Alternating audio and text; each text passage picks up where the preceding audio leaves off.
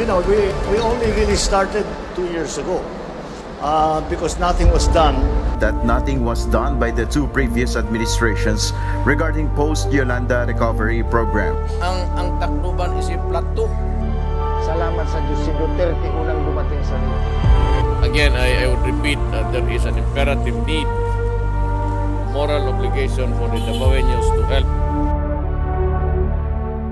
To all of my fellow Davaoenos, hear me out. We have to help. There's a human tragedy there. We must go.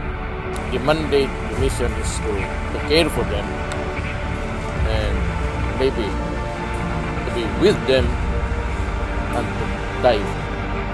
Meanwhile, 205,000 Typhoon Yolanda victims will soon be granted free housing from the government. Yung housing ninyo, after a few years you have to pay 200,000. Yung Pablo, pati yung Yolanda. Basta ako pa ang presidente, libre na yan. No more.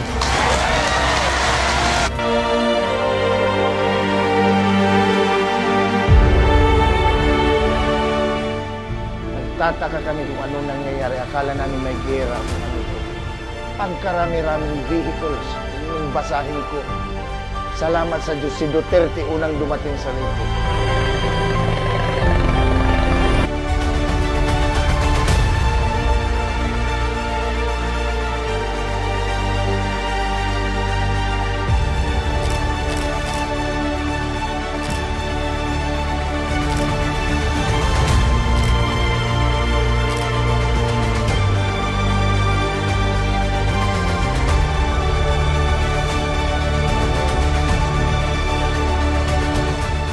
I'm sorry, I said, I do not want to offend anybody. I am not satisfied.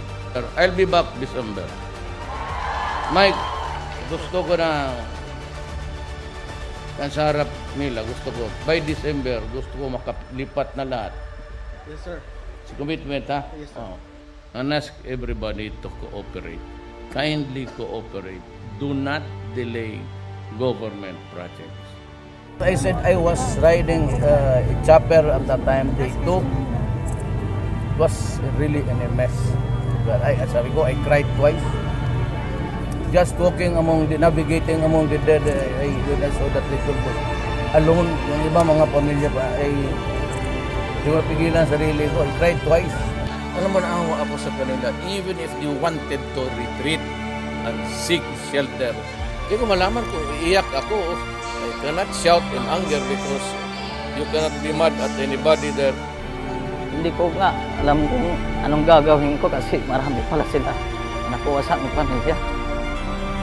Ilagay mo na, 11 sila. I told the Davaoenos city residents, we have to help. Maski na paano kasi kaliit, we have to help.